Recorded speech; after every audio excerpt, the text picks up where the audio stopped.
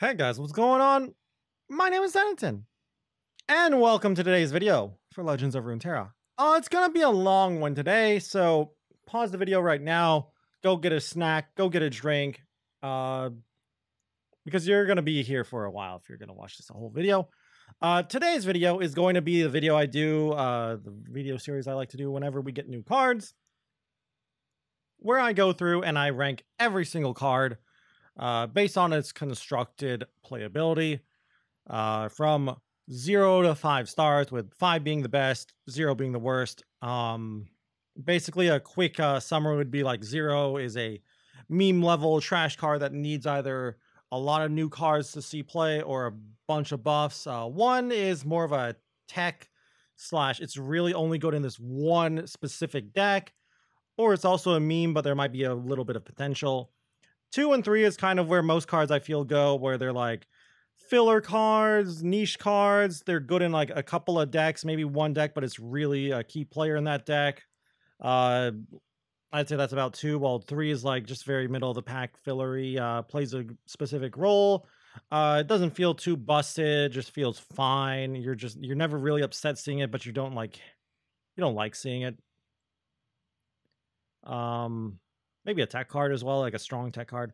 4 is basically a 5-star card, but it falls short in some way, while 5-star cards are the meta-defining cards, the extremely powerful cards, basically the cards to look at for potential nerfs, in my opinion. Now, of course, very early on to the set, these are just initial impressions of the cards. They could change. My impressions could change after playing with them more. And you might even disagree, which is fine. I'm not always correct with these cards. Sometimes I am, a lot of the time, in fact, I am wrong with my ratings. It's supposed to create discussion, and we all talk about like what we think about the cards and what we think is great, what we think is bad, etc., etc.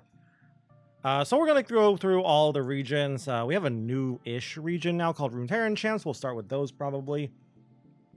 And I'll give you the rating for each of the cards, why it gets that rating, and what I think about the card in general. So, let's start with the Runeterran cards. We got only 2, Bard and Jhin. We'll start with Bard. So, Bard, huh? 4-mana 2/5 Origin, the Wandering Caretaker. Now, I feel like I should explain Origin for the people who don't know what it is. Origin is basically a thing you get for putting in the Runeterran champ and building your deck around the Runeterran champ. Bard's Origin says that at the start of the round, you put in a chime for each bard that started in your deck. So if you put in 3 bards, you get 3 chimes per turn, 2 bards, 2 chimes, etc., etc. When bard attacks, put 3 chimes on random cards in your deck. Okay. To level up bard, you have to have increased the total stats of allies in player hand by 20. Okay, it's not that hard to do with chimes, and then spells as well, like Troll Chant and for Demacia, etc., etc. Leveled up bard becomes a whole different beast.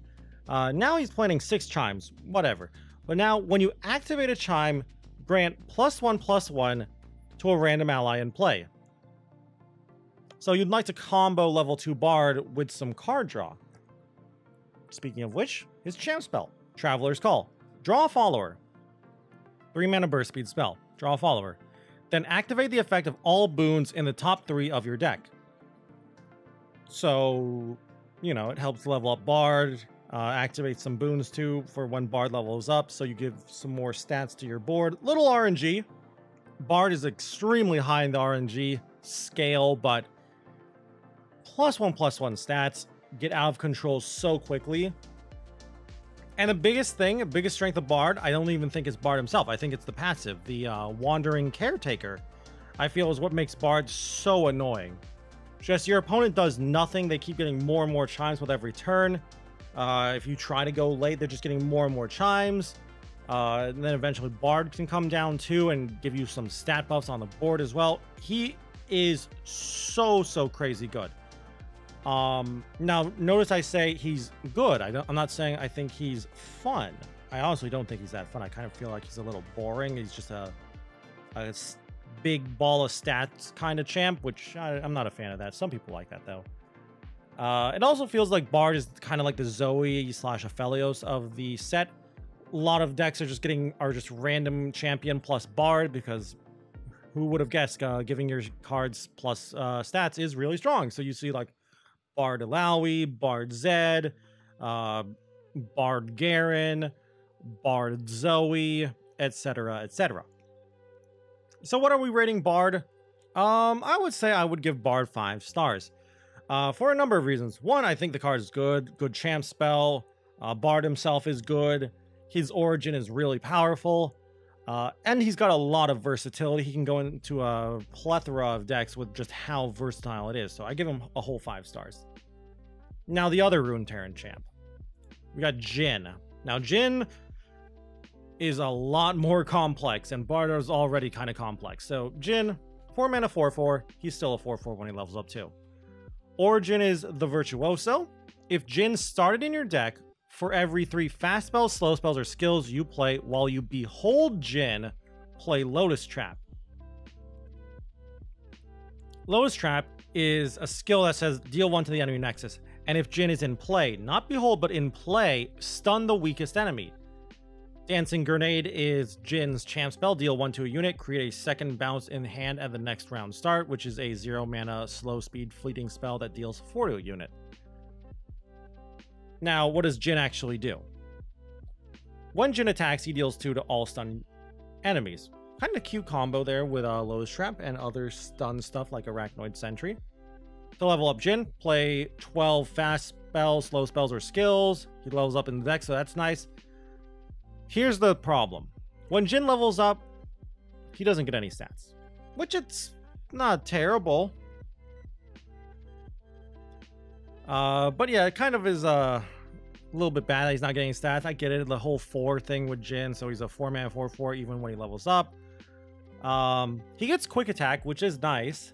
And now whenever he attacks, he will just decimate the nexus, basically.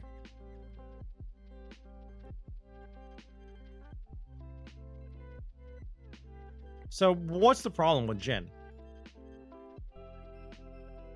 Well, there's a lot to talk about here, which is why I'm trying so hard to like think of my following words through. This is also kind of a problem with Runeterra champs though, but Bard doesn't suffer from this as much because chimes are great.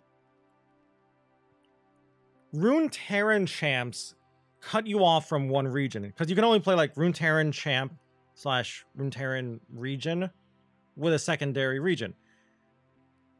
As of the day of recording this, there's only 2 Runeterra champs, which are Bard and Jhin, both of which their deck building constraints are not letting you have any extra spells. Jhin lets you put in any followers that have skills, while Bard lets you put in anything that gives chimes. Actually, doesn't that mean you can put in spells? Never mind. Okay, I'm dumb.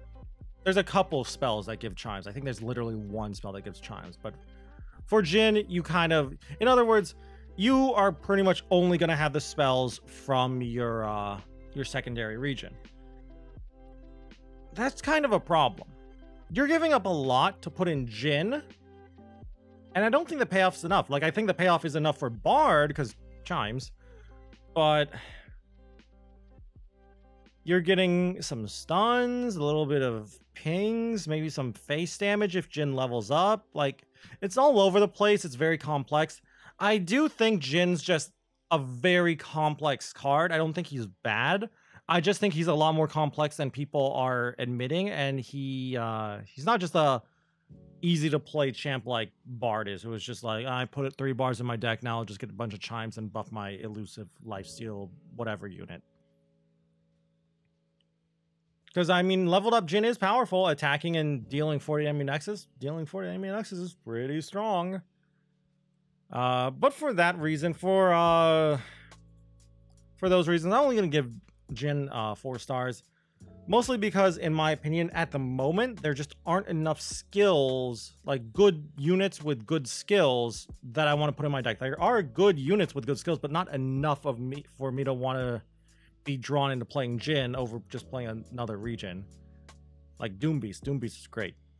Anyway, that's it for the Runeterra champs. Let's go to the first of the regions, Vandal City. So, Vandal Telestones. The first of 9 Telestones. Every region got a Telestone except for Freljord because they already had 3 sisters. Vandal Telestones is a 1-mana burst speed spell. Create Heroic Refrain, Yordle Contraption, or Keeper's Verdict. Now, here's the thing with the Telestones. I feel like I should say this for all of them. They're all okay with Lee Sin and Spells Matter cards because, you know, cheap burst spell, 1-mana burst spell that gives you another spell, so that's pretty nice. But here's the problem, though, like, Vandal Telestones, Heroic Refrain is just bad, right? I shouldn't say it's bad, but 3-mana burst speed +2/+1 is whatever. Yordle Contraption is the 5-mana destroy a landmark or get 2 random multi-region followers in your hand, and then Keeper's Verdict is Poppy's champ spell, put an enemy unit on top of the enemy deck.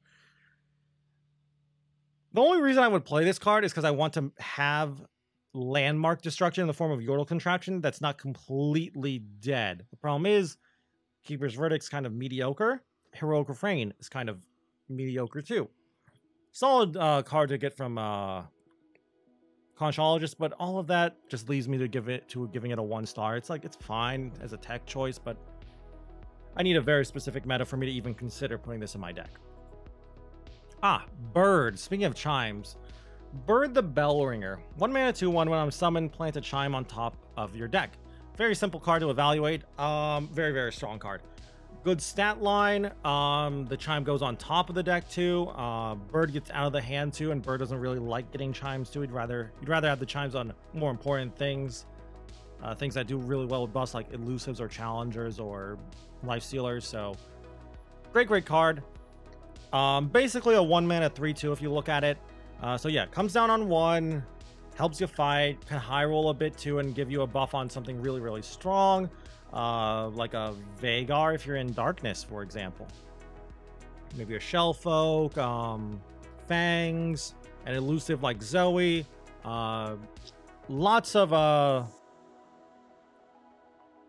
I'd say there's a lot of potential with this card. A lot of not just potential, but versatility as well. There's a lot of different decks that Bird can go in, not just Chime decks. So I'm giving him a whole 5 stars. Bird just seems to go in so many decks and just feels solid in all of them. Honestly, could even see Bird getting nerfed to a 1/1 with how decent he is. Now, Cosmic Binding. Also, I showed a Chime here for some reason. But yeah, Chimes are boons, grant a random ally, and hand +1/+1 if you didn't realize what they were. 5 mana, deal 2 to an enemy. Stun another. Plant 3 Chimes on random cards in your deck. It's fine. Like, that's it. It's a fine card. Like, the dealing 2 is nice to actually try to kill something, and stunning something as well is decent. What deck wants this? I feel like unless you're a Chime deck, you'd rather just play, what's it called? Vhagar's champ spell. The 5 mana deal, not even deal, 5 mana just stun an enemy and then stun all 2 power or less enemies. Event Horizon, I believe. Granted, maybe the damage is better, but the way I look at this card is it's stun a big unit, kill a small unit, while Event Horizon is stun a big unit, stun all small units. So the main difference, in my opinion, is the 3 Chimes, and 3 random Chimes for a non-Chime deck don't really make a big difference, but I still think it's a solid consideration for more slower control-y decks, so I give it 3 stars. It's fine, it's okay as a tech choice too. The other issue is if you want to stun, I also just feel like you'd be better off playing Wallop in general. Now the next card, Medusa the Gatekeeper. Good meme card. I see a lot of people playing this in their deck and trying to Dawn and Dusk it, and they're winning. I hope a lot of people aren't thinking that means Medusa is good. Mostly because just chimes are good. But yeah, 6 mana, 4/6. When I'm summoned, plant a chime on the top card of your deck, then double the boons in your deck. Pretty solid.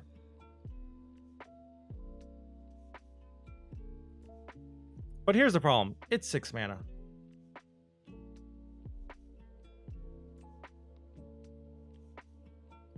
Six mana is a lot of mana. Right? It doesn't really do much.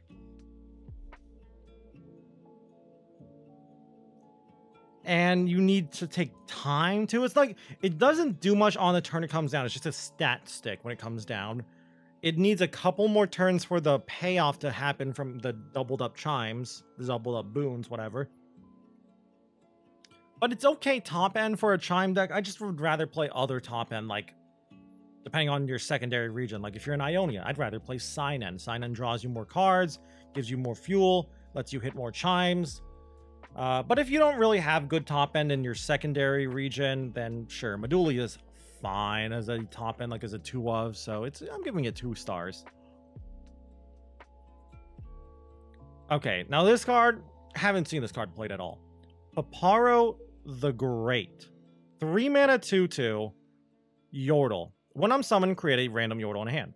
Attack, grant other allied Yordles +1/+0.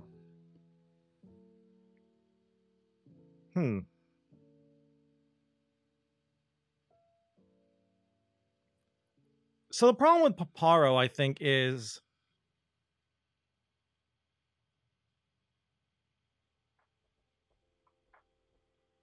I'm trying to think of the name.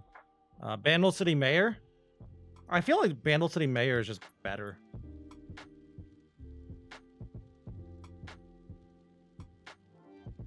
Like, let's look at Mayor.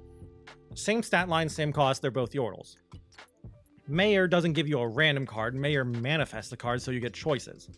Mayor gives you a discount as well on your first multi-region card, and since the card that Mayor manifests is multi-region, you're going to have at least that discount. Paparo gives you a Yordle, and there aren't that many Yordles, so the RNG is not as high. And instead of giving a discount, Paparo gives Yordles +1/+0 when he attacks. So one, Paparo has to attack himself as well, unlike the Mayor who just can sit in the background, giving discounts. So what deck wants this? Some kind of like weird Yordle and Arms deck with a lot of Yordles in it? I don't know what kind of deck that is, but that's all I can think of. And that kind of deck's not that great. It's been good before, but maybe with more Yordle synergy, Paparo will be kind of like a mini... not a Yordle and Arms, but just a stat boost, temporary stat boost. I guess it is a permanent grant, so a permanent +1/+0. So that is kind of nice, but he's a little fragile, and random Yordle instead of manifesting a Yordle does kind of hurt. There aren't that many bad Yordles, but there's like a couple of bad Yordles to roll for. And our final card, Proximity Puffcap. 2 mana slow spell. Deal 1 to a unit. If one of your traps or boons activated this round, deal 3 to it instead. It's a fine spell. That's it. It's fine for Puffcap decks. The problem with putting this in a Chime deck is I feel like you'd rather be in a other region besides Vandal City for your Chime deck. And since it's not actually putting in Chimes in your deck, you can't really put it in using Bard's deck building constraints. So pretty much meant for, I guess, like Teemo decks. And Teemo decks, I feel, have better removal than this because of PNZ removal. Okay, I guess it's another ping, though. You have to play around if you see a Conchologist, so there is that, but it's not that great. But 2 mana deal 3 is fine, so I'm going to give it 2 stars, but I just think the decks that would play Proximity Puffcap have better options or just don't want this at all. So yeah, 2 stars from me. And let's head on to the next region, Bilgewater. Bilgewater got a lot, and they got a new champion, Illaoi. So we'll talk about Illaoi, but first off, Answered Prayer. 2 mana slow spell. Spawn 2 or spend 5 mana to spawn 4 instead. So spawn says summon a tentacle, and if you already have a tentacle, grow it by that much. So spawn 2 summons a tentacle and gives the tentacle +1. Or if you already have a tentacle, it gives the tentacle +2 as well. Or +2/+2, because spawn 2. So Answered Prayer is pretty solid in my opinion. It feels like the card that the third version of Answered Prayer is usually one of the cards that get cut from Tentacle decks, spawn decks. But it helps fill out the curve. It can get pulled out by Zap, Sprayfin, which is kind of cute too. It's got some decency, like some potential in the late game thanks to the alternate cost of spending 5 to spawn 4 instead. So I like it. It helps you helps get the tentacle growing as well. I still feel like I feel like it's fine, but I think this is a card that only really goes into Illaoi decks, spawn decks, but it's okay. Maybe you could put in non-spawn decks like spell heavy decks that don't want to play too many units but still want units somehow. So those are mostly memes, but they're still fun to play. So I give this 2 stars. It's fine. It does its job well, but it's nothing to write home about. Now, Bilgewater Telestones. 1 mana, burst speed spell. Create a More Powder, Playful Trickster, or Chum the Waters. More Powder is the 2 mana, slow speed spell, summon 2 powder kegs. Playful Trickster is the Fizz rally spell, recall attacking ally to rally. Chum the Waters is the grant an enemy unit vulnerable and summon Longkit, the 4 mana 5/2 with Overwhelm. Also Fizz related.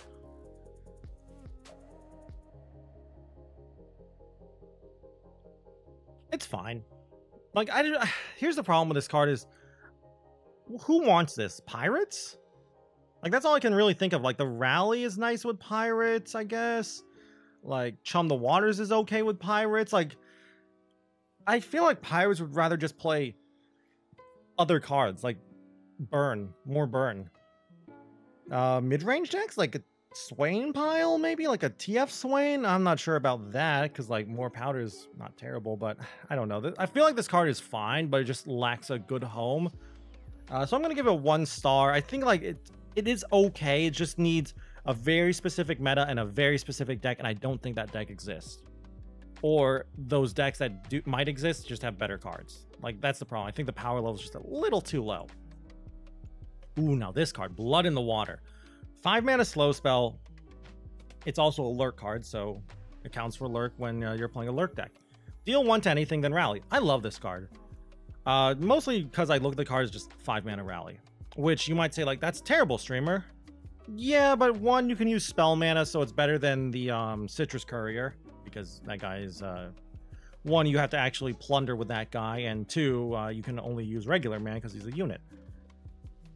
But yeah, this is nice for Lurk. Lurk always kind of struggled to finish the game. This helps them, gives them another way to finish the game too.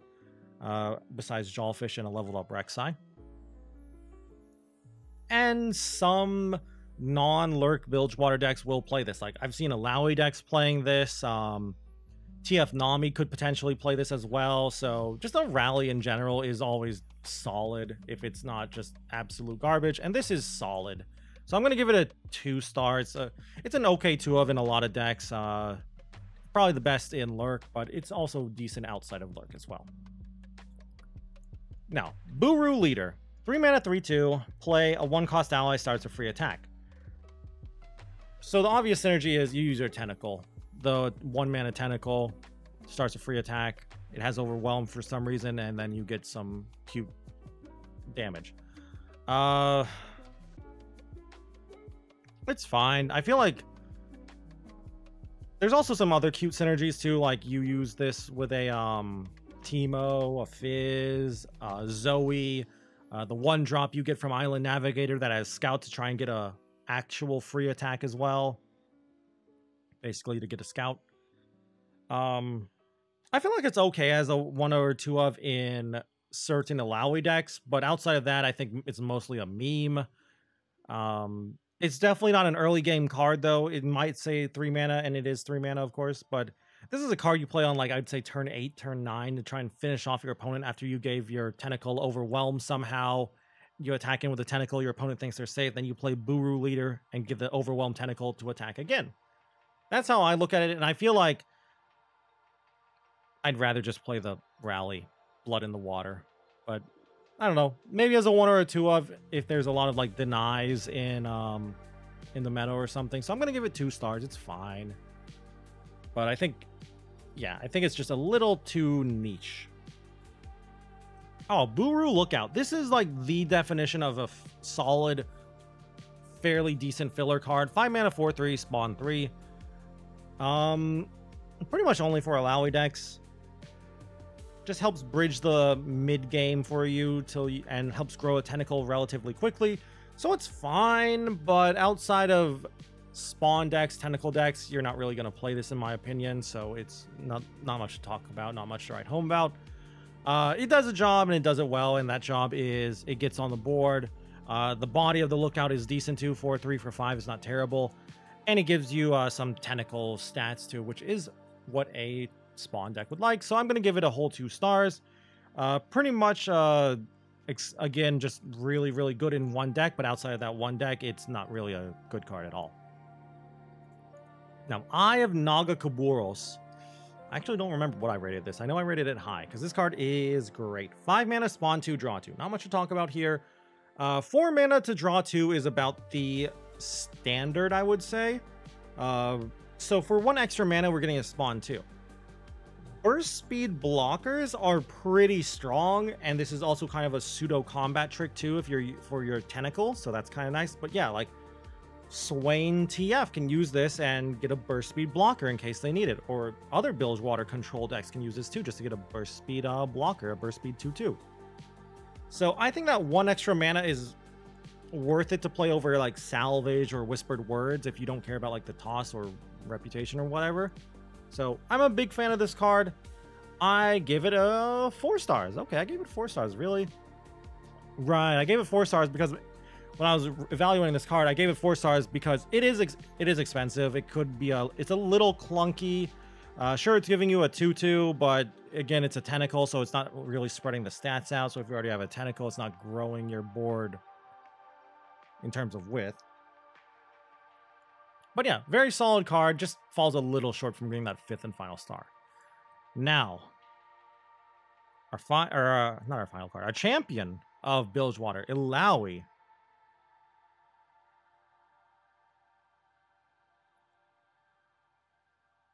Illaoi, she big.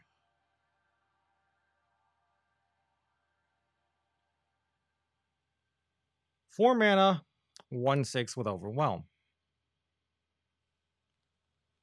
Attack, spawn 1, then I gain power equal to your strongest tentacles power this round. Level up, I've seen tentacles are ideal, 15 plus damage. When Illaoi levels up,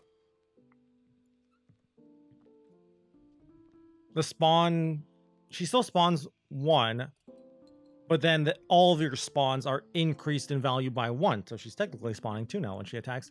Then she heals the tentacle and she gains stats, not just power, equal to that tentacle. So she turns into a strong win con when she levels up. She's kind of really bad on defense. Like, stat line's okay on defense. 1/6 is solid because of the high health pool. Her champion spell is Tentacle Smash. 4 mana, slow speed. Spawn 3, then strongest tentacle and an enemy strike each other. Very powerful spell, by the way. So that's another plus in Illaoi for her rating. She's a pretty versatile champ. A little boring though, because she's just kind of like Bard, just stacking up more stats, this time on a tentacle, so it's a little less RNG than Bard. But yeah, Illaoi kind of just has a lot of what mid-range stuff wants, like relatively big, puts on a lot of pressure thanks to Overwhelm. Great champ spell too. Like, her champ spell is so good, people are main decking 3 of Tentacle Smashes outside of spawn decks. So yeah, I'm giving her 4 stars though. So the reason I'm only giving her 4 stars is the one reason she is a little bad on defense, and that can be a problem. Also, the 1/6 stat line can be a liability against certain decks too, like Fearsome, Culling Strike, etc, etc. But if it weren't for that, I would give her 5 stars. Honestly, I was tempted to give her 5 stars. She probably deserves it, in all honesty. Anyway, Megatusk. Another, a sea monster. A deep card, in other words. 4 mana, 3/4 sea monster. Deep. Of course, if you don't remember what deep is, because it's been a while since deep has seen play. When you're deep, you get your sea monsters have +3/+3. Once you're deep, heal your allies and nexus for 3. So, heals your board up, heals you up. Okay. Not bad. Now, here is the one problem with this card. It does dilute the sea monster pool a bit for the RNG stuff like Jaw Hunters, but that's fine. Like, this is not a terrible card to get from Jaw Hunters. It is healing and stuff, but it is a little clunky. Like, if you play this early on turn 4 before you're deep, your opponent might kill it before, you know, you get the heal.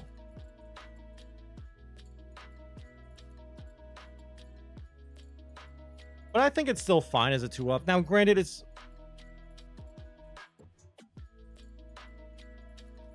only really a deep card. I guess that's the way to say it.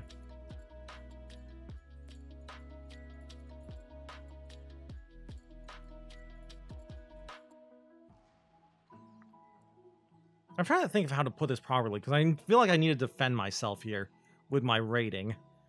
It is a solid playable. It pretty much goes only in deep.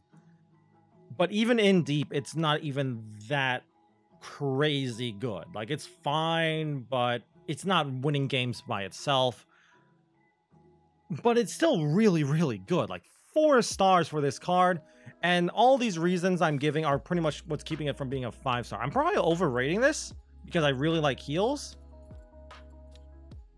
But I like it. Healing up your board is nice. And healing 3 is really nice too.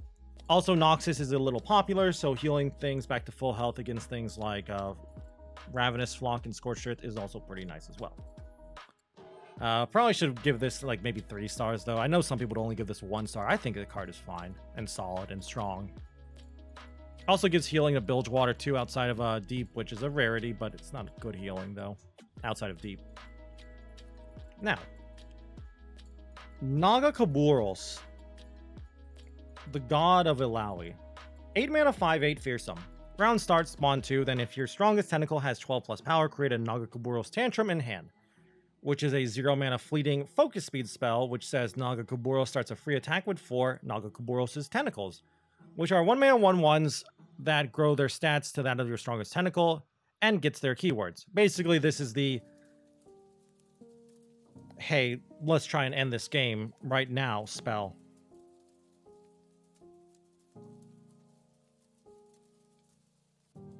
Now, here's the problem. It's 8 mana.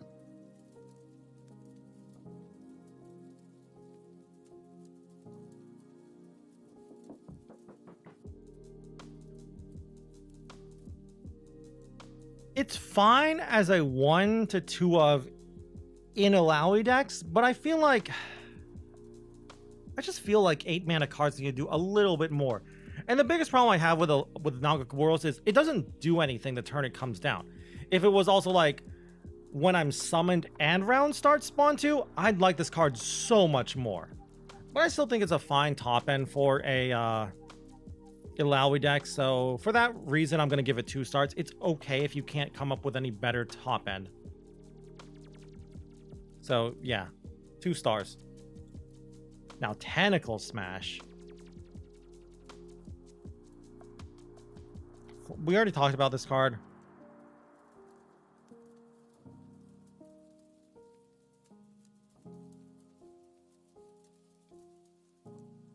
When we talked about Illaoi, that's what I was trying to say.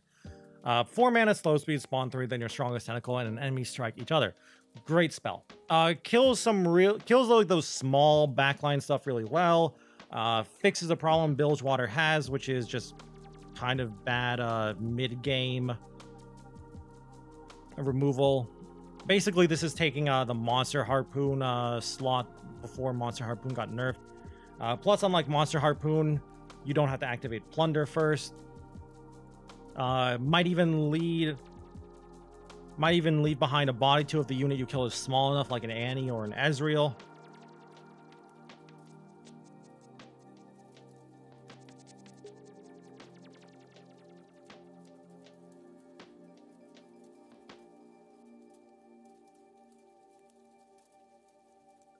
So yeah, I mean, like, let me put it this way. Aftershock is somewhat playable, and this is kind of like Bilgewater's Aftershock. And it leaves behind a body. So, like, would you play a Aftershock that would sometimes leave a body? Like a 3-1, 3-2? I would.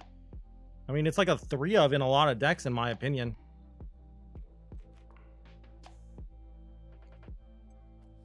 So yeah, I really like the card.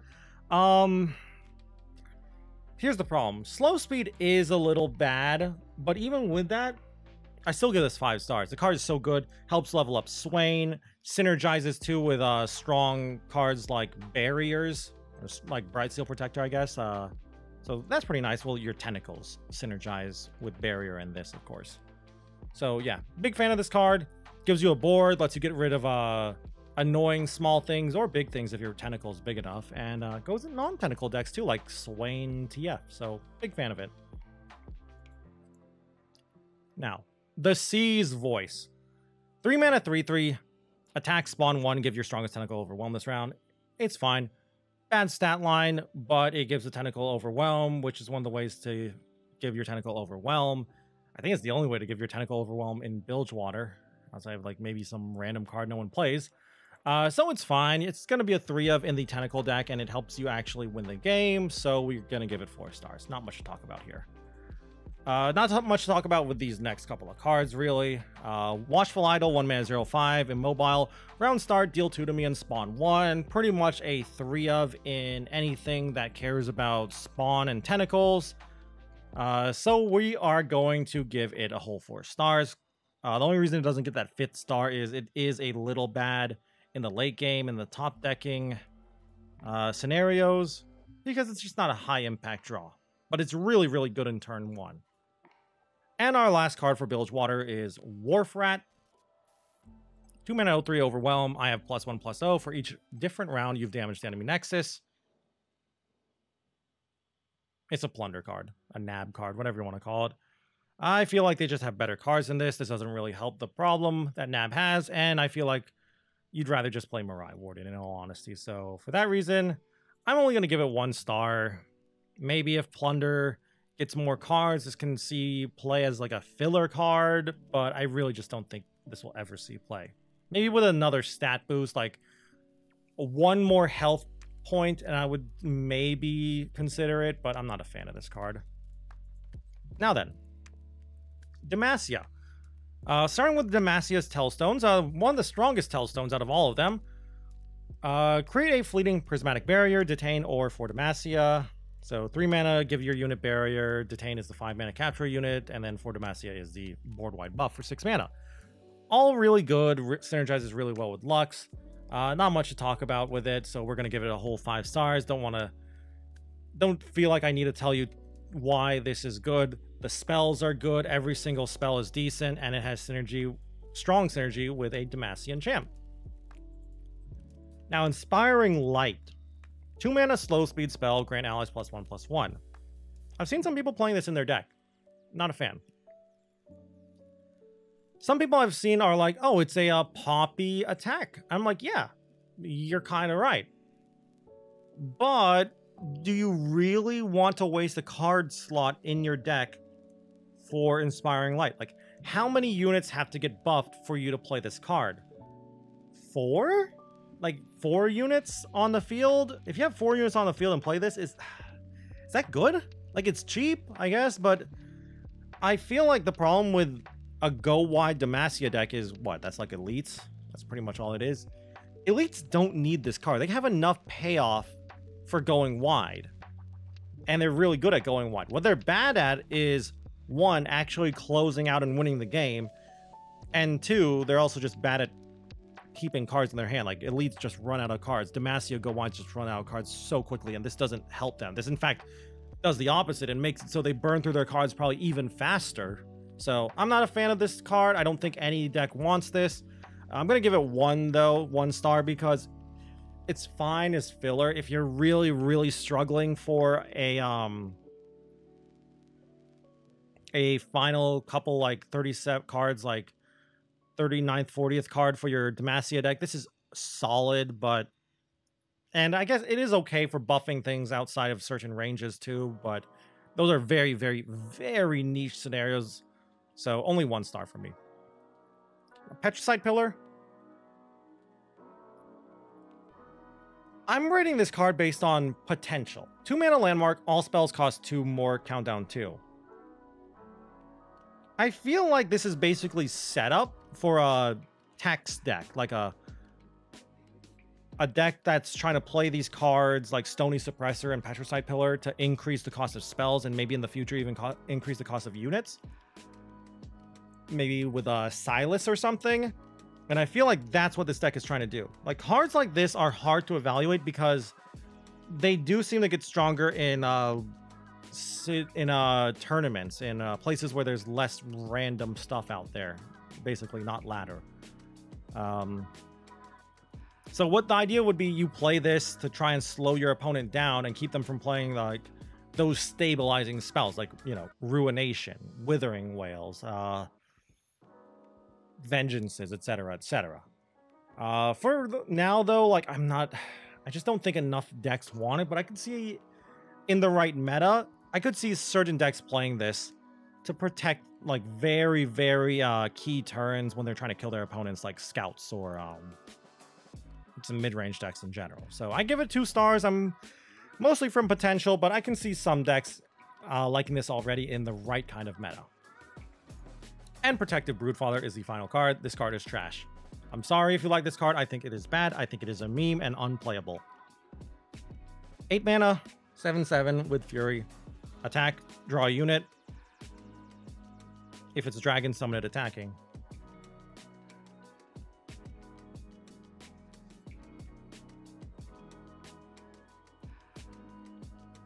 There's too many things that can go wrong with this card.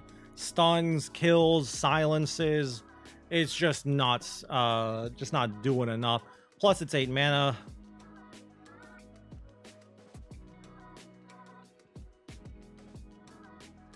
And yeah, like I keep saying with these expensive cards, the game's really fast. And if you're playing something that's 8 mana, it needs to do something right away on summon without having to attack. And this guy needs to attack. I give it 0 stars. There's some cute memes and combos you can do with like counterfeit copies and playing only Protective Broodfather into deck, but that's, again, like I said, a meme. And now for Freljord. Freljord only got a couple of cards, I think like 4-ish cards. But they got some strong ones. Like 2 or 3 strong ones, I want to say. First off, probably the strongest of them, Harbinger of Thralls. 2 mana, 2/2, play, summon a Frozen Thrall, or advance all your Frozen Thralls 1 round. Card is nuts, but only nuts in 1 deck. And that deck is Turbo Thralls.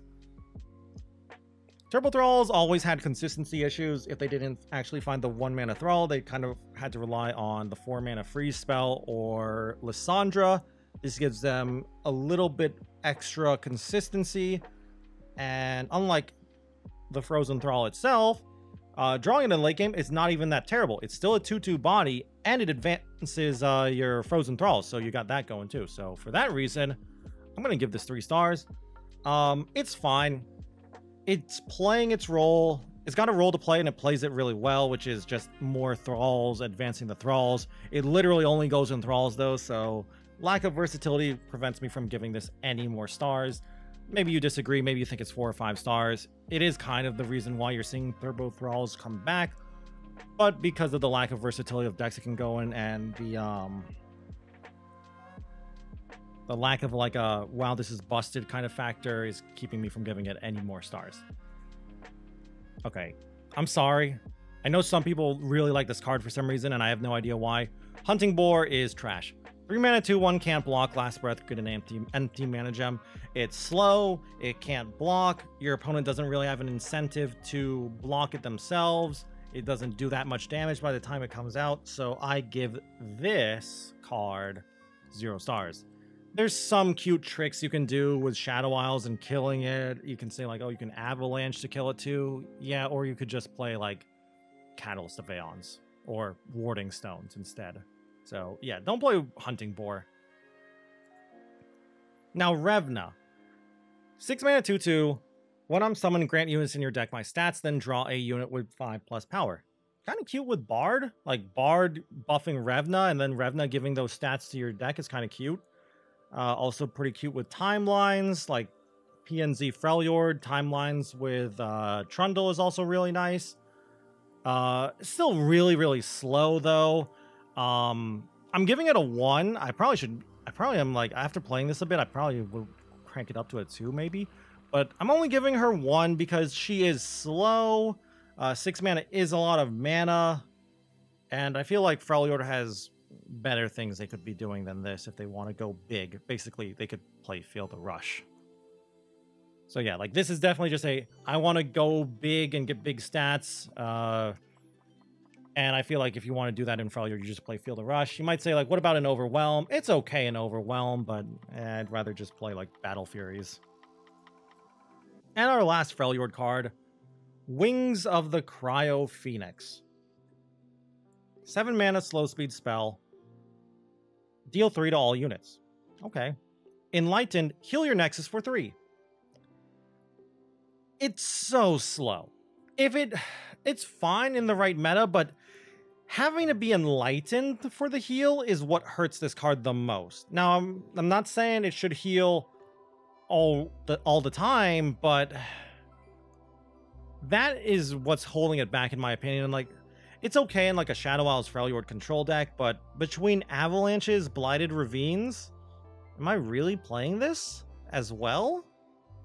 And then you also have like Withering Whales, boxes as well from Shadow Isles. Piercing Darkness too. I'm not sure if I'd play this over all of that, so yeah, it's a situational card. Healing 3 is solid, but you have to wait till you're enlightened, so I'm going to give it 3. It's an okay tech card, but it really needs the right meta. And only goes into really like PNZ Freljord control, or not PNZ, Shadow Isles Freljord control. Anyway, though, our next region, Ionia. Got a couple of cards here with Ionia.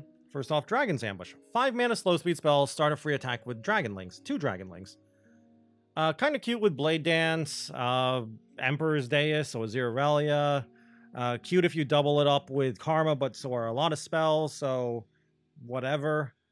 But yeah, like, it's a 5. It's kind of like, the way I look at it is kind of like opposite Reverse Decimate. The problem is, unlike Decimate, it can be sort of countered by removal, like pings, blocking, and then killing the own unit, like with a Glimpse or a Noxian Fervor. So yeah, I kind of wish it was just 1 more mana cheaper, then I'd really be interested in this, but at 5 mana, it's just a little too expensive, so I'm giving it 1. There's some meme potential, and maybe as like a cute combo with Karma, but that's just not good enough in the current game. Now, speaking of good, though, Ionian Telestones. 1 mana burst speed spell, create a fleeting health potion, Homecoming, or Stand United. Health potion, 1 mana heal 3 on anything that you own. Homecoming is the bounce something of yours to bounce something of your opponents, or Stand United is the swap 2 things, give them barrier. Shen's champ spell. Card is great. 1, you're in Ionia, so Lee Sin loves this. Karma loves this. All the spells are good too. Gives you some healing. Homecoming's like pseudo landmark, not removal, but landmark stall, however you want to call it. And then Stand United is a great spell. That's just very situational, which is why you don't really see it main deck, but it's still a pretty solid spell. Good protection. So for that reason, we're going to give it 4 stars. You might say, why only 4 stars? Why not a 5th star? What's keeping it from that 5th star? It is a little brickable, if that makes sense. Like, these cards, all the cards kind of require you to have a board, and it's not helping you come back from behind. It's not helping you catch up on lost tempo, in other words. And that's kind of a problem. So still though, really good spells. You just need a board for these spells to be good. I guess health potion's fine, but you still probably want a board though. Now, Kinku's Call. 4 mana slow spell. Summon a Keeper of Masks now or at the next round start and draw 1. Keeper of Mask, as you can see on the left side. 2 mana, 2/3. When I'm summoned, give other allies +1/+0 this round. So I think the idea is you're supposed to use Kinku's Call and choose to summon a Keeper of Mask at the start of the next round, and you set up your board to get a very strong open attack. The problem with that is I feel like the kind of deck that would like that has better cards to play, if that makes sense. More aggressive cards. Like, sure, the cycling is what keeps it from being garbage, in my opinion, but I don't know. I feel like, because like that's a what, Ionia go wide kind of deck, which is usually elusives as well, and I feel like they'd rather just be like playing Bard, and they don't care about the +1/+0 that the Keeper is giving you. So yeah, I don't know. I just think that Ionia go wide just doesn't care about Keeper anymore, which is sad because it used to actually love Keeper, bouncing Keeper with Navori Conspirator, but that was a long time ago. So I'm gonna give it 2 stars.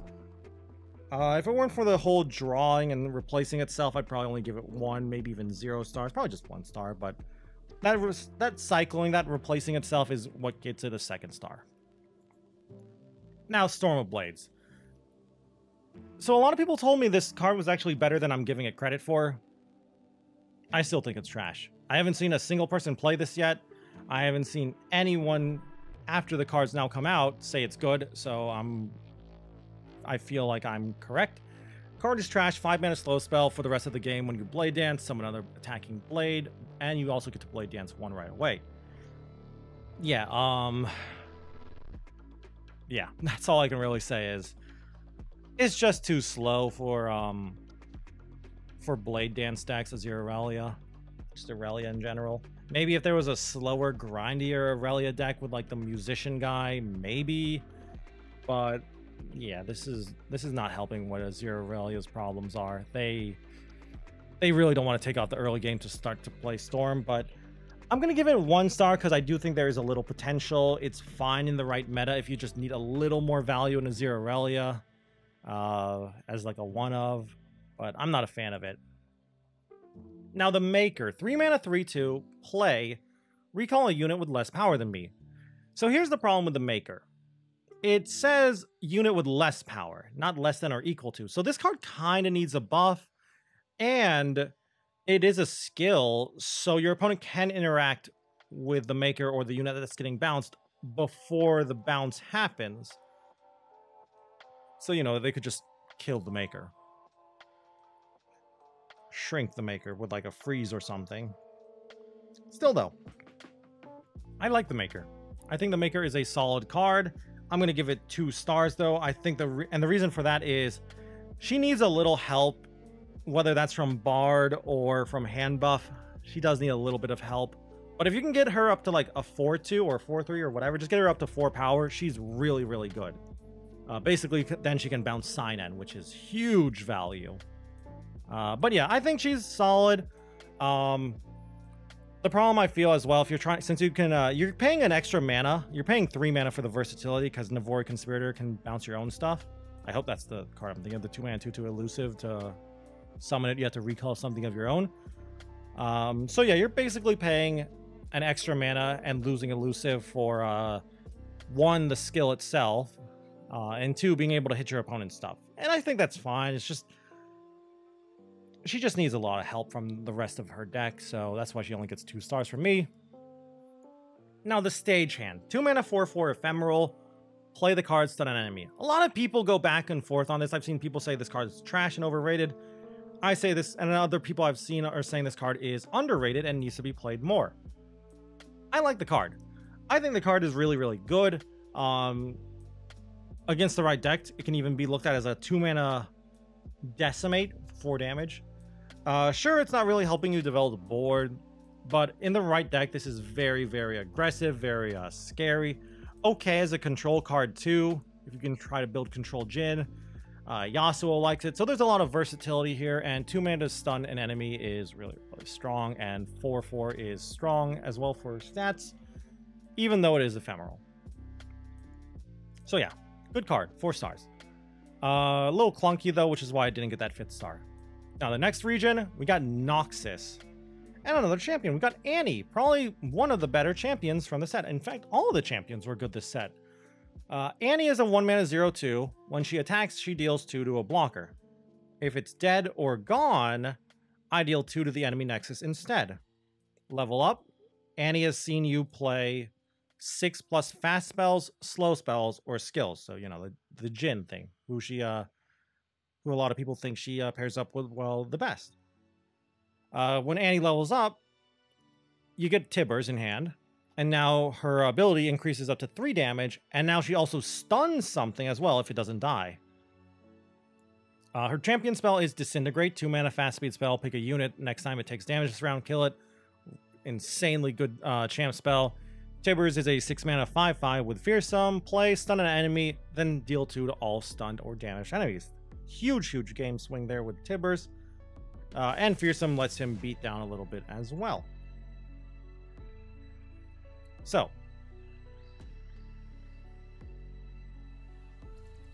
do I really need to talk too much about Annie? I don't think I have to. She's great. Like, she goes well into aggro, she goes into control, she's got a lot of versatility, great champ spell. The only problem I see with Annie is her stat line is a little low. I will say that, like, 2 health for 1 mana is really low, but thankfully she doesn't die to pings, so I'm going to give her 5 stars. If she was a 0/1, I'd give her probably 4 stars, but surviving pings is really nice. She's also really hard to block in the early game too, so huge fan of this card.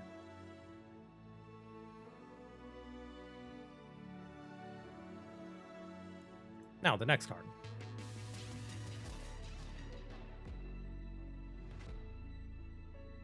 Captive Greyback. 4 mana 2/3, Overwhelm. Okay. Kind of similar to Annie here, actually. Attack, I deal 3 to my blocker. If it's dead or gone, I deal 3 to the enemy nexus instead. And since it has Overwhelm, it'll deal some extra damage as well if the unit is gone after it deals 3 to the unit. The problem is, what deck wants this? This is a pretty expensive card for what it's trying to do for the kind of deck that would like this. 4 mana is a lot of mana.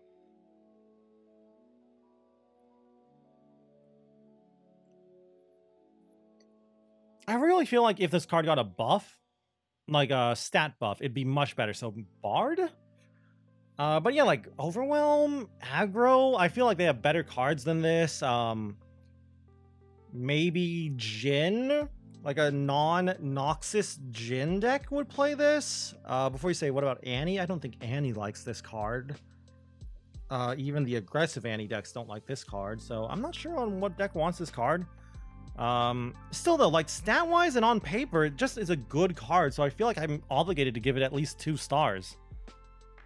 But yeah, what do we have as the next card? Disintegrate. Okay, this card is crazy. 2 mana, fast speed spell, pick a unit, next time it takes damage this round, kill it. So you combine this with pings. Since it's fast speed, you can use it during combat. You block with like a 1/1 against some big unit, use Disintegrate, the unit dies. Crazy card here. I'm gonna give it a whole 5 stars. Not much to talk about with it. Kind of fights for the position of early-ish removal with Scorched Earth. I feel like if you don't have enough pings or there's a lot of landmarks, you play Scorched Earth. If there aren't a lot of landmarks and you have a lot of pings in your deck, then you play Disintegrate. So yeah, I like the card. Big fan of it. Legion Deserter. I love this guy. One of my favorite cards from the set. He's a little slow, and the decks that do want to play Legion Deserter are a little slow and clunky and need time to set him up. But there's some cute stuff you can do with the guy, so I like him. I'm going to give him 3 stars. He's pretty much just a building block of the deck he goes in, like the payoff. I don't even know if I would say payoff, like a backup plan, if that makes sense. But he's a solid card, and I'm a fan of him. Overwhelm is really good. If you give him some health buffs from like a Camivoran Soldier and the Encroaching Mist, then he becomes really hard to deal with. So yeah, I like him. And Lord Broadman. Now, Lord Broadman. 6 mana, 2/4, play, deal 2 to an enemy. That's terrible. But when Lord Broadman's on the field, your fast spells, slow spells, and skills have when I damage a stunned or damaged enemy, kill it. That is a really powerful effect. The problem is you're having to play a 6 mana 2/4 for this.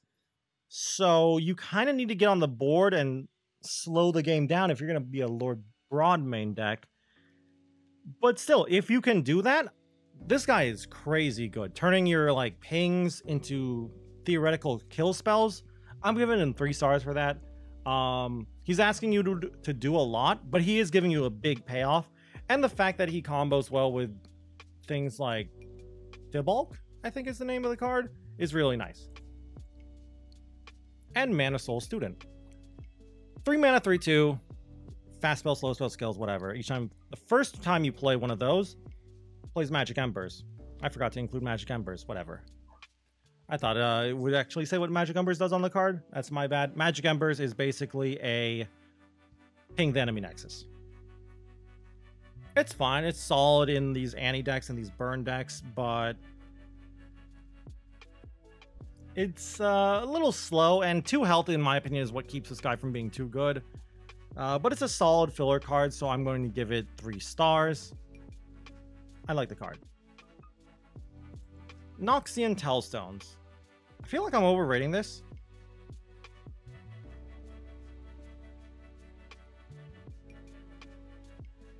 But I really like this card. 1 mana to get a fleeting Sharpen Resolve, Whirling Death, or Weapons of the Lost.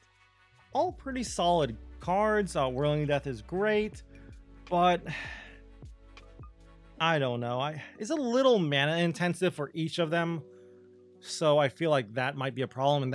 And the mana intensivity of this Telestone is what's keeping me from giving it too high of a rating, 4 stars only. That and Weapons of the Lost is not that great.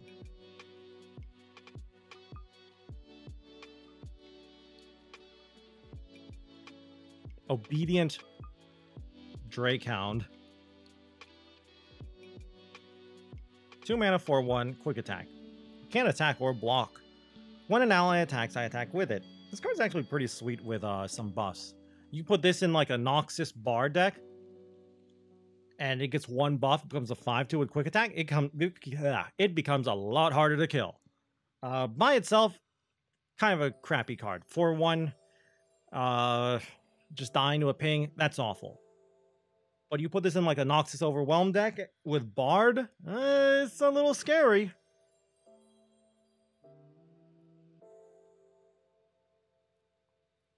But because of that, there's like a deck building cost here. It's kind of niche into what it goes into, and it's really bad on defense. I am only going to give this 2 stars.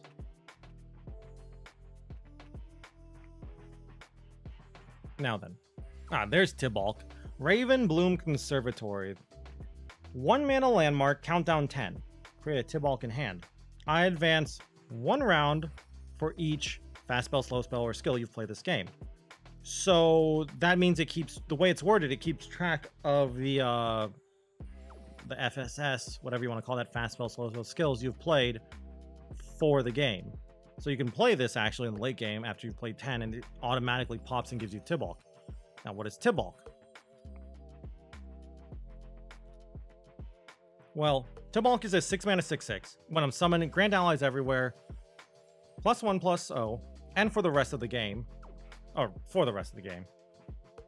But yeah, and for the rest of the game, all your spells and skills deal 1 extra damage. So pretty nice with pings. So, you know, also nice with just other spells in general. So, you know, go hard, Vile Feast, drain spells, basically, like Vile Feast is crazy.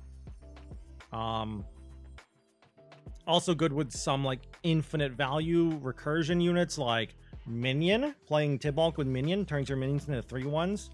Huge card. So, and the fact that Tibalt himself has Overwhelm turns, making him a great beater, too, because His buff will affect himself too, so that's pretty nice. I love this card. I've been shoving 3 of Ravenbloom Conservatories into so many decks. Control decks, mid-range decks. I've seen some aggro decks playing it. The card is so versatile. Tibalt is so good. Honestly, I could see the card getting nerfed, specifically the landmark, and the countdown get accelerated a little bit. But overall, I think Tibalt itself is fine, but if anything, I think maybe Tibalt pops out a little too quickly. But the fact that you actually have to play Tibalt is what keeps it from being too busted, in my opinion. Now then, Spellslinger. 2-mana 1/1 with Fearsome. Play, stun an enemy, or if it's already stunned, deal 2 to it. Okay, so the quickest, the easiest thing to compare to is Arachnoid Sentry. Arachnoid Sentry doesn't deal damage. Arachnoid Sentry also doesn't have Fearsome. But a 1/1 with Fearsome doesn't do much. They're both spiders, so they both get spider synergy, but that doesn't really matter because who cares about spiders anymore? And spider synergy, specifically. So yeah, you're basically getting a 1-mana cheaper Arachnoid Sentry that also has the potential to sometimes deal 2 to a unit? That's okay, but really, the health difference is huge. I don't know. Synergizes well with Tibalt turning into a 2/1 in the late game, but still, I don't know. I like the card, don't get me wrong. I think the card is strong, I think it's good, but there's a lot of stuns to work with Noxus now, but I'm going to give it 4 stars because it is really strong. The 1/1 body, though, is the thing that keeps me from giving it too many stars. Maybe if it was like a 1/2, I'd give it 5 stars. Now, Strategic Execution. 4-mana slow spell, stun 2 enemies, or spend 6 mana to summon a Legion General. Legion General on the left. The 5-mana 4/4 with Fearsome that when it's summoned, it gets +1/+1 for each unit you've stunned or recalled. This card is good. The problem is this card is good in Yasuo decks. Yasuo decks are bad. So, good card for a bad deck. I'm going to give it 2 stars. So, it's only good in one deck. Not even really a staple in that deck.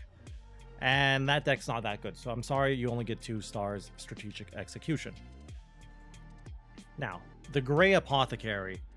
2-mana landmark. When an ally with 5+ power dies, create a random follower with 5+ power in hand. This is basically infinite value if you can't get rid of landmarks. Your opponent plays this and then they have enough units. They're not running out of units. They're like, oh, you killed my unit? That's cool. I'll play the random unit.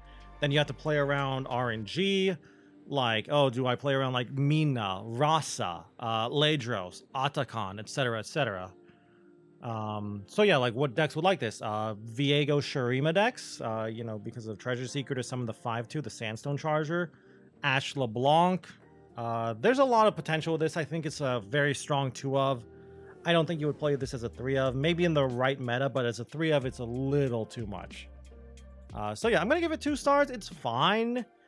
Very meta dependent though, if you can take the time off as a mid-range deck to develop this card. So yeah, I'm a fan of this card, but it's fairly meta dependent and only really good in 1 or 2 decks. Now then, the Prefect. 3-mana 1/3 Overwhelm. When you play a fast spell, slow spell, or skill, grant me +1/+0. Iron Ballista is a 3-mana 4/3 with Overwhelm. So you have to... So first off, this card has to see you doing all of that. You have to do it 3 times just to get an Iron Ballista. So you have to have 4 fast spells, slow spells, or skills to get a better Iron Ballista, and the Prefect has to see you do this. This card's asking for a lot, but it can grow bigger than an Iron Ballista in a Jhin deck, like Jhin Noxus with Annie, maybe. It can grow fast enough thanks to Jin's origin, the Virtuoso, since it's technically a skill, and Annie herself. But the fact that the Prefect has to see those skills, those spells, is what holds her back.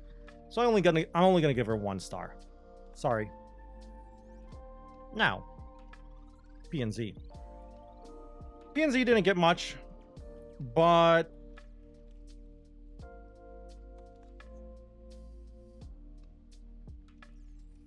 it got some solid.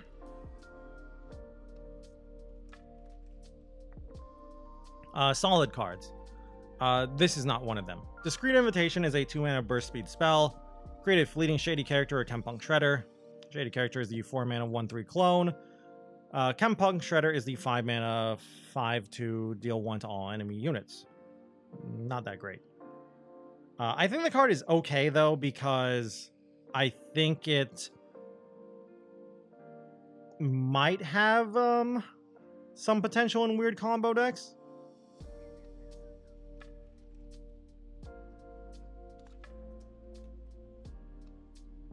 But I just don't think those combo decks exist yet.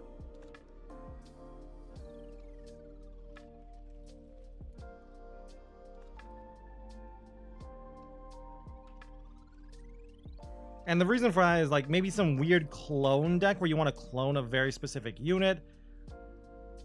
But again, and then you use Chempunk Shredder if you're against aggro to try and slow down your opponent, but that just feels so weird and so clunky. But I do think there is a little potential there, so I'm going to give it 1 star.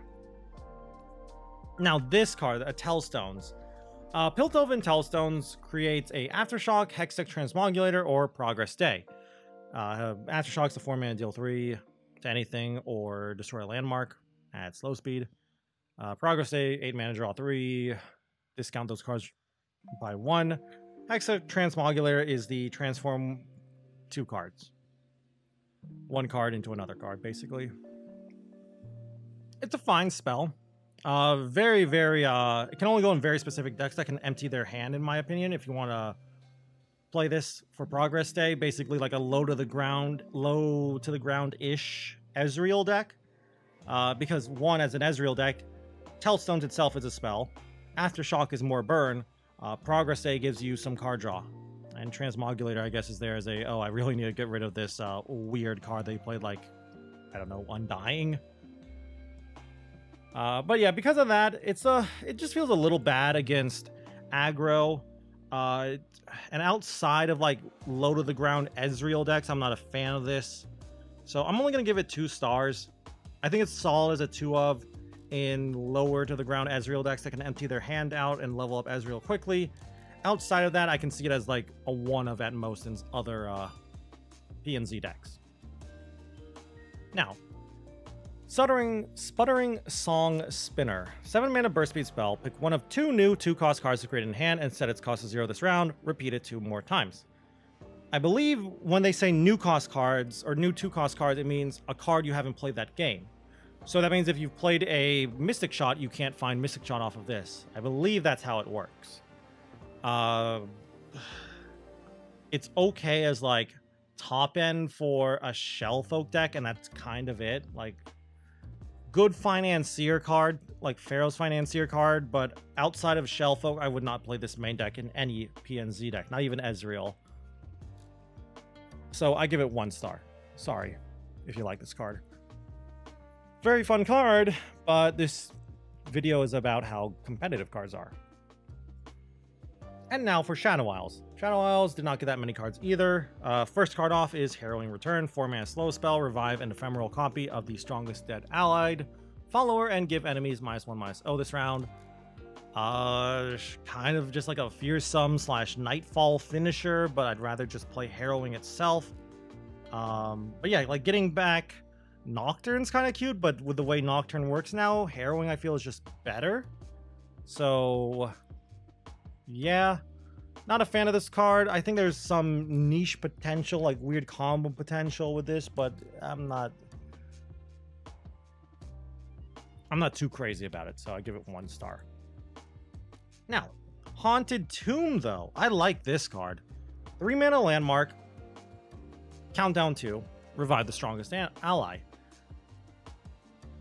The problem with this card is it's a little hard to set up, and it's very skill testing in my opinion.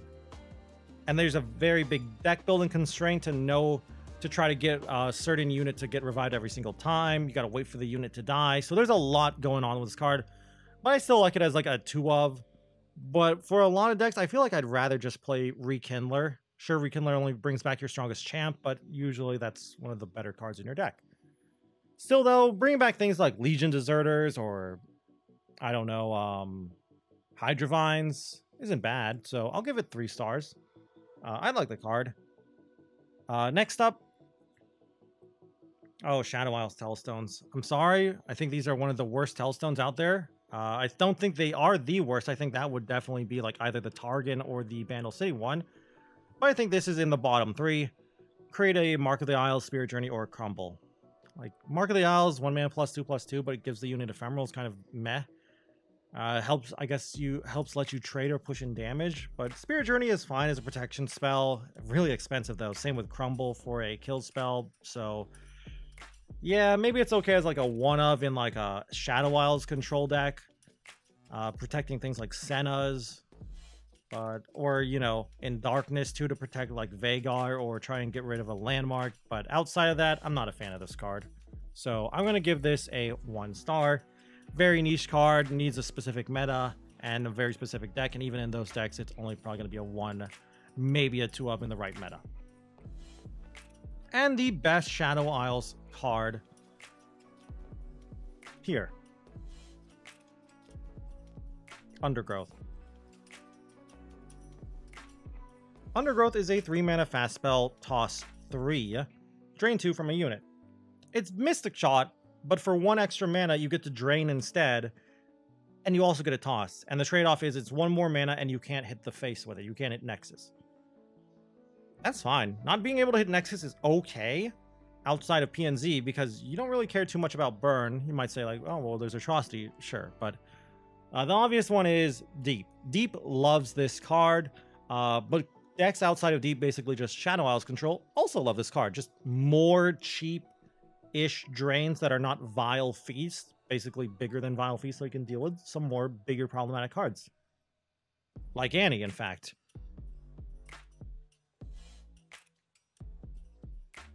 But yeah, I like the card. It works really well, has a lot of places it goes into, does really well with some buffs too, so either Tibalt or Powder. So yeah, like Thresh Soul control, Go Hard, and of course Deep all love this card. And our next region is what? Shurima? I completely forgot this guy existed in all honesty. Bakai Witherclaw.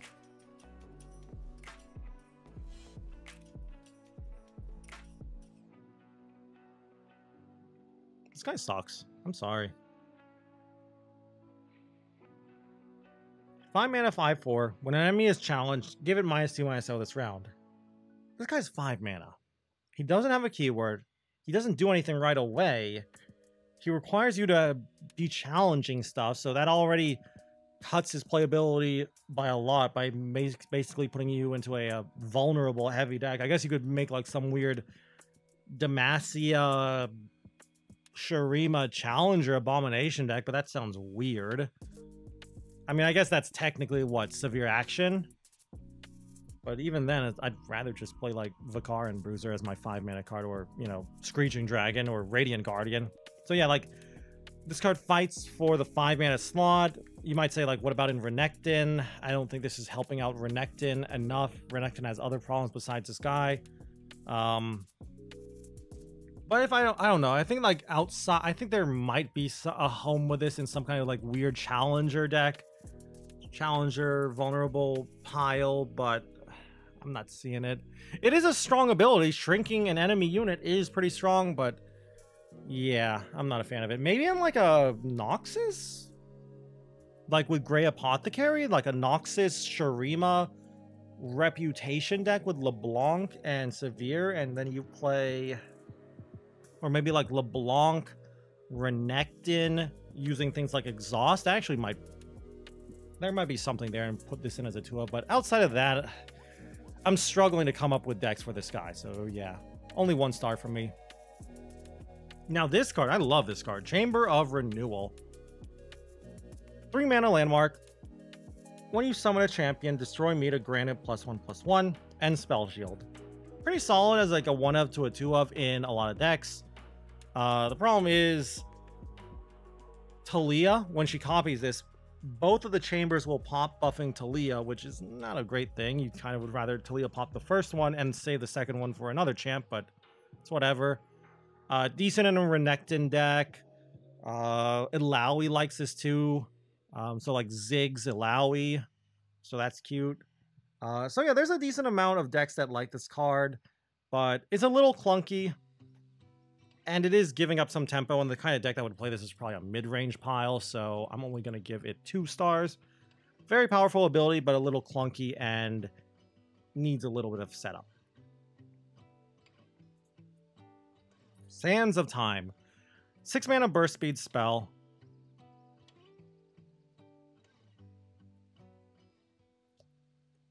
Give enemies -2/-0 this round, create an instant sentry in hand. It's for Turbo Thralls. I don't even like this card in Turbo Thralls that much. But I guess, like, if you really want to hate on a very specific deck, you play this. But the kind of deck that this card is hating on is already kind of hated on by Turbo Thralls, like small, low-to-the-ground, go-wide decks. Basically, decks that are Salta Avalanches and Blighted Ravines, so I don't really see a point in playing this card.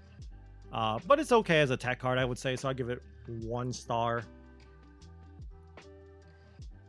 And then there's the meme potential too, like Shurima Fearsome as a finisher.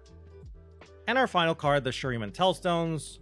The spells are Ruthless Predator, Weight of Judgment, and Spirit Fire. It's an okay Telestone. Decent in things like Action, I guess.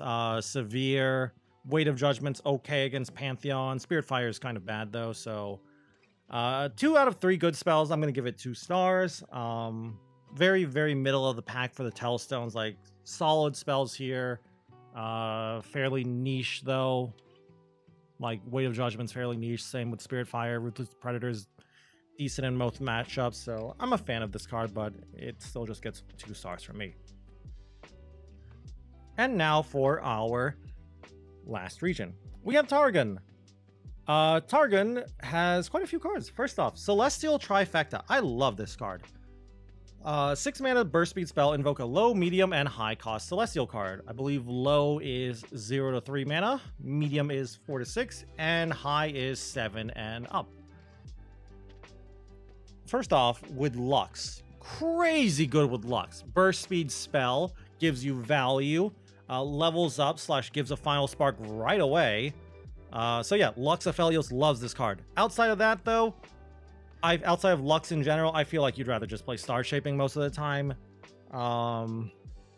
This is obviously a card for like more control-y decks, and you might actually struggle to have enough room to actually play this and get those 3 cards. So you might want to be careful and, you know, just play Star Shaping instead. But I still love the card. I'm only gonna give it 1 star though, because it really just goes into one deck, and that's like Lux decks. And even in Lux decks, it's only pretty much like a 2 of, maybe a 3 of if you're being greedy. Some people are trying it out as like a 1 of in more traditional Invoke decks, but I feel like Star Shaping is just better in those decks. You could also play it in Shelvoke, but Targon Shelvoke already has enough late game. They don't need more. Now, Consult the Heavens. 6 mana burst speed spell. Fully heal an ally, then grow its power equal to its health. There's some cute combos with this card, but like Lounging Lizard, you use Lounging Lizard, and then you heal the unit, and then you have a 5/5 elusive. That's pretty cute. Or you can use like Astral Protection or whatever the 4 mana card is. You increase its health to 9, and then use this, and then you have a 9/9 elusive. Like, that's a cute combo. Of course, it also heals too, so Star Springs and Soraka love it. So there's some potential, but pretty much only for Soraka decks, so I'm going to give it 1 star. Very expensive card, and only really goes into one deck, so similar to Trifecta. While it's a decent card, it's very narrow in what decks it goes in, and even in those decks it goes in, maybe it's only a 1 to 2 of.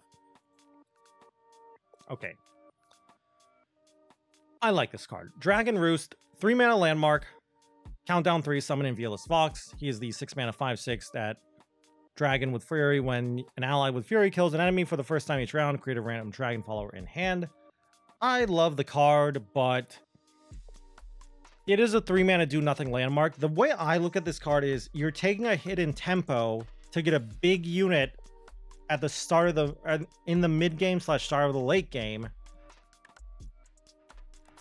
And Vox is a very good unit too. Like solid stats, gives you some value if they don't kill it and it kills something.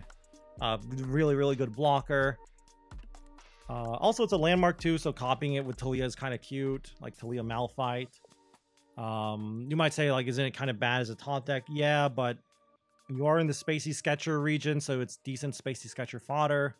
So I'm a fan of the card. I like it in like Thresh Soul and Talia Malphite and maybe some other Targon piles. I'm going to give it 4 stars. I'm probably overrating the hell out of this card. It's probably more of a 2-star card, but I just love the card and I love Envialist Vox, so I'm giving it 4 stars. I'm a little bit biased, in all honesty. I just really like the card. And our next card is Esmus. You've probably seen this card by now in all Bard decks.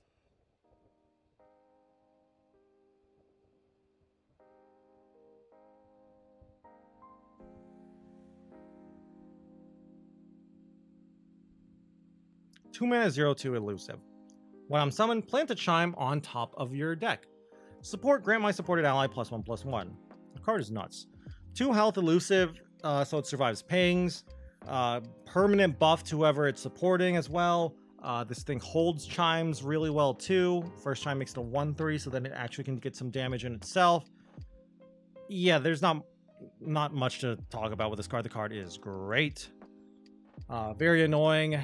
So it's pretty much a 3 of in any Bard deck, in my opinion. I'm going to give it 4 stars only, though, because it is a little bit weak in the late game as a top deck. It's not a high impact card in the late game, but it's so good in the early game, though, so it gets 4 stars from me. Now, Mystic Vortex, 2 mana landmark. When I'm summoned or when I count down, plant 3 chimes on random cards in your deck. Countdown 2, draw 1. It's solid filler for a Chime deck. If you're struggling to fit more playables, I feel like Mystic Vortex is the card you throw in. But it's also a card that you might want to cut if you have other cards you'd rather play. The saving grace of the card is that it does replace itself after the countdown is over, so it's kind of like a bad Preservarium. Instead of giving you a second card drawn, it puts in 6 chimes in the deck, which is not terrible, but just not that high impact of a card. But the fact that it replaces itself eventually is the saving grace. So I give it 3 stars. Solid filler card. Helps smooth out the curve too in case you don't draw an early Esmus or something. So it's solid. Really bad in the late game though, because it doesn't cycle itself right away like Preservarium. And Targonian Telestones. 1 mana burst speed spell. The spells are Wish, Paddlestar, and Blessing of Targon. It's fine as like a 1-of in a Soraka deck thanks to Wish, but Paddlestar, 3 mana deal 5 to something that's attacked or stun is kind of mediocre. Blessing of Targon, 5 mana grant an ally +3/+3 is meh. So sorry, but you only get a 1 star from me, Targon Telestones, and you're pretty much only a 1-of in Soraka decks. Outside of that, I'm not a big fan of you. And our final card, we're going to be ending the video on a big boy, Winding Light. Winding Light is a 7 mana 6/5 with Overwhelm. Nightfall, give other allies +2/+1 and overwhelm this round. So only a temporary buff, but this is basically the, okay, I have a nice board here. I Nightfall, and then I slam down Winding Light, swing it with everything, tries to end the game right then and there. So this is definitely going in the more mid-rangey Targon decks, the board spam stuff. So, you know, like Zoe piles, like invoke heavy piles, but Zoe Aphelios piles, and throw this in there as like a 2 or a 3 of. Zoe Vi, maybe like Zoe Vi Victor. Great card, though. You can throw this into so many different decks. It's just so good. Just beware. Don't be like me and forget that you have to Nightfall. I have definitely played one game where I just played this card and forgot I had to Nightfall, and I was like, well, I just summoned a 7 mana 6/5 with Overwhelm for my turn. So yeah, great card though. Whole 5 stars for me. I think this card is really good and should be seeing more play. Pretty much exactly what you are looking for in as a finisher in a more mid-rangey deck.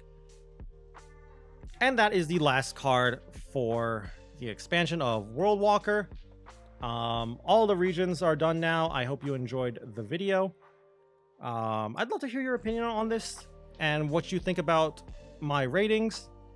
Maybe you agree with some, maybe you disagree. I'd love to hear your opinions down below in the comments. I'd love to also hear what you guys have been playing recently with this new expansion. Lots of different decks, it seems, are being played.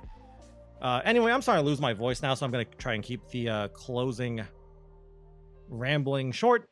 But like I said, that will be it for today's video. I hope you enjoyed it, and if you did, please be sure to leave a like or a comment down below. And if you guys want to keep up with the Legends of Runeterra content, you can always go and subscribe to the channel as well. Also, if you want to watch me play some Legends of Runeterra, which I've been playing a lot of recently, you can go and check me out over on Twitch at twitch.tv/Zenaton, where I stream pretty much every single day. Anyway, though, with that all said and done, thank you all again once more for watching this video. And until I see you guys in the next one, bye!